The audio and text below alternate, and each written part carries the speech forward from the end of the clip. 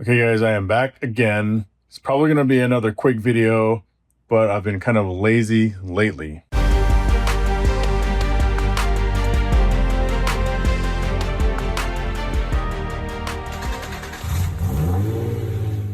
So I've had this Fujitsubo exhaust for the last 4 months, and today I decided that I'm going to install that on the Z. The Z needs a better throaty sound. I did tell a friend of mine, I think I can have this thing installed and the old one off in 30 minutes, and he just laughed at me because he's right. There's always that one bolt. Hopefully not today. Okay, I haven't officially started the timer yet, but I want to be 100% real with you guys. So what I did first in order to prepare myself to have the best opportunity of success possible is I brought the jack over here and the jack stands. I'm also gonna have to take that bumper off for the biggest chance of success because it just makes things a little bit easier when you can actually get to the things that you're trying to get to. But let's go ahead and hit start, and the timer is now going. So I better put the phone down and let's get going. All right, first thing I gotta do is I gotta take my little booklet out, which tells me how to take the rear bumper off. This is one of the most mandatory books if you have a Honda Z, sorta. Okay, here we go. This is what we gotta do. I think I can do that. Actually, we have to film this so we have a before and after. So I guess I better get the cold start before.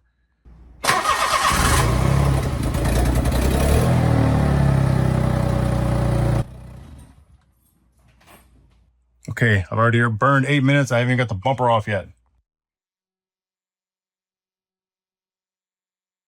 Yep, you guys see that little Phillips? There's one on each side. Got to take that off too. All right, so this thing should come right off. Ish.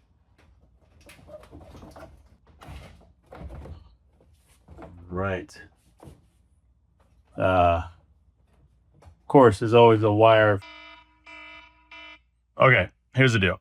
I have quite literally spent the last 20 minutes or 17 minutes trying to get this connector disconnected. And so I'm going to pause the timer, give myself 17 minutes because it shouldn't take that long to disconnect the connector. All right, so after having zero success, I basically destroyed that wire connector and I still can't get it out. So what I've done is just put the bumper back on. We're just going to try to jack this thing up and do it the old-fashioned way, but my God, it'd be so much easier without that bumper on there. So I'm going to reset the counter at 17 minutes. You can call it cheating if you want. I don't. Starts now. Oh my God, you guys seeing this? I could come through totally right here if it had that freaking bumper off. This would be like a 5-minute job. Yeah, so kind of as expected, that mug ain't going nowhere. All right, we're gonna see if we can have more success with those 12s. Those are the ones I really, really, really want anyway. First one came off quite nicely. Second one is at a funny angle. So let me see if I have a different adapter. Kind of funny, we have a 1/2 inch to 3/8 to 3/8 to 1/2 inch. Working like a champ. That's perfect. Now all I have to do is unhook a couple exhaust hangers and this thing should come right out. Got one off, there's only 2 of them. It's funny how much this bumper is getting in my way. All right, I decided to unhook the bumper so I can just reach down there and pull this off, and I'm running out of time. No way I'm gonna get this other one reinstalled, but you guys know why. All right, you got the other one down. I just have to finagle this thing out of here. Should be pretty easy. I don't want to have to take this other thing apart. I can lower the car because I do have jack stands. Get this thing out of the way and we should be good. Maybe I can finagle this out of here. Probably not. If I was on a lift, I could. I know I'm about to run out of time any second now. Fuck. All right, so just like my friend said, there's always some stubborn ones. I've stripped the bottom one, and then the top one I'm starting to strip. Hit it with some penetrating oil, and we'll just come back later, like probably tomorrow. We can start the timer over. Okay, we're not going out like this. So we're just gonna cut it off because there's no reason for me to keep this old piece of shit anyway. Anyway, I started cutting through it and I am getting just shot up with metal debris on my arms and my legs. So time to go put some long sleeves on and some pants. Much better. Those metal shavings are ripping me up. I decided to wear some jeans, not just regular pants, but some jeans. It's kind of tight. I need to lose some weight. I'll go buy some more jeans. You guys aren't here for that though, so let's go. How do we get it from the other side? Mete. Because there's another bracket here on the back I gotta break through anyway. Oh, I can totally get it from that side. Boy, this sure would be easier without this freaking bumper.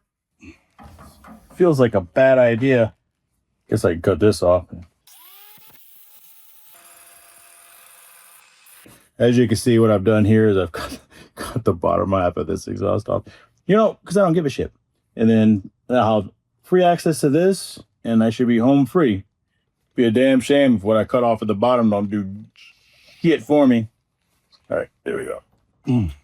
All right, we finally got it off. Feel like we've been at this for about an hour and a half. I'm telling you, if we could just get that rear bumper off, we would have been done a long time ago. I figured before we tried to put this thing on, which should, in theory, be really easy. Take a look at this exhaust. It's nice. Main factory, Fujitsubo Gaiken Co. Limited. Yeah, it's nice and shiny. You know, the exhausts look good, but you can't really see them. You can just see the tip. Be nice if this was like titanium or something. But with that being said, not a lot of options for this vehicle. Mugen makes one. Mugen. They make one. I've only seen them for sale in the past. Meaning, you know, you look it up on Google and you find the listing and you click it and it says items no longer available. And it's the same one every time. So it must have been resold a few times. You could tell because it has a dent in it at a certain spot. All right, so I got it all put together and I didn't quite like how the spring bolts were sitting. So I backed it out and tried to shove it in there, and yeah. So I'm going to have to buy one of these. Okay guys, it's actually been a few days trying to get that bolt out. So I had to order a new bolt, and then once the bolt arrived, I had to drill out the old bolt, which I'm still in the process of doing. Wasted a lot of time with the wrong bits. Of course, I'm sitting here holding this nail. So why am I holding this nail? Well, first off, you need cobalt bits, and I can link the ones that I bought in the description, but I bought them at a local big box store. I drilled all the way through the bolt, but not dead center. And so I tried screw extraction. I don't have bolt extractors. Anyway, I screwed not dead center. And so the drill bit came out from the side and snapped. So then I had a flat surface. So that's where this comes in. I put a smaller drill bit on and I drilled a hole through the side of the bolt. And my point, or my goal, is to stick this nail through there and then help me screw it out going through, or reverse going out the back way. I've got the bolt loose right now. As you see, there it is. So yeah, I drilled a small hole through the side of it. So yeah, this is, those cobalts go through it like butter, sorta. But if it's not dead center, you can have more problems. You guys can see the nut on the back of it. The nut is actually part of this flange. So unfortunately, you know, I was hoping I could just pop that loose and we'd be home free, but I cannot. So I had to deal with the bolt. All right, so you kind of see I have the nail hanging out. I can't really do this and film at the same time. So I'll get back with you guys in a second. One thing I wanted to add is with the vice grips, I just kind of shimmied it a little bit because with the bolt being kind of messed up from the drill bit crashing on the side of it, it made the threads a little irregular. By doing this, you don't really force the bolt through. You just kind of allow it to kind of shimmy itself through the irregular sized hole that you've made. Okay, I would say it's mostly successful. It helped me get it started, and then the rest of it, I just use the vice grips and my fingers to kind of slowly back it out. The reality is it's been about 10 minutes, but I should be able to go in from the other side and grab it and twist it out finally. Okay guys, as expected, you can see that little lip, that's the bolt, that's the sheared bolt. So I should be able to grab that and then with the vice grips and then twist it out and we'll be home scot-free. And here it is. You can see a little hole that I drilled through it with the nail. I beat this thing up pretty good. No wonder it didn't want to come out nicely. But you can see where I drilled through here up the side, which ended up causing more problems. But yeah, got it out. I know not everybody has access to a tap die set, but I realized, I thought since I put this hole through so much pain, I might as well take out the M8 125 tap and just kind of reset this hole. It'll make it easier. All right, went all the way through, get this cleaned out. It's got to be a lot of the little metal shavings and debris from all the handiwork that I did, you know what I mean? All right, there it is, installed. Looks great.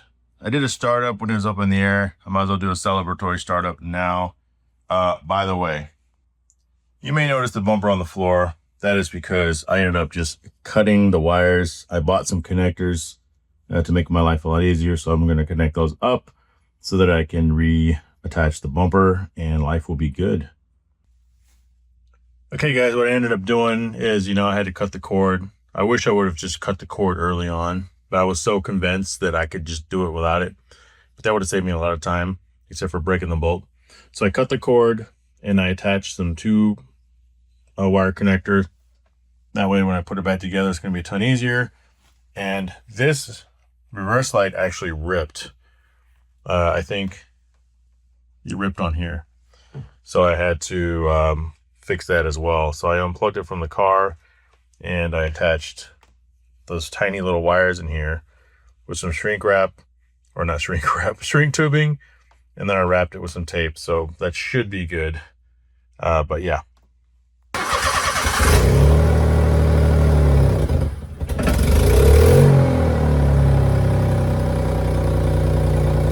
Okay, that sounds good. So we're almost done. Let me get this bumper on and then let's do a drive around video. Okay, guys, we know you're not here for the bumper. You're here for the exhaust. So let's go. To be honest with you guys, it sounds better. But the reality is, no one's gonna know. But it looks great and I'm okay with that. In fact, that's what I'm here for. I'm not driving around under full throttle, but the reality is, it's gonna sound good to me. It looks great. Right now I'm just barely strolling at like 10 miles an hour, if that. It looks great, but this thing started with 64 horsepower and that's after the turbo. So it's not gonna make that big of a difference. Maybe I gained 2 horsepower, I don't know, but it sure does sound good and it looks great.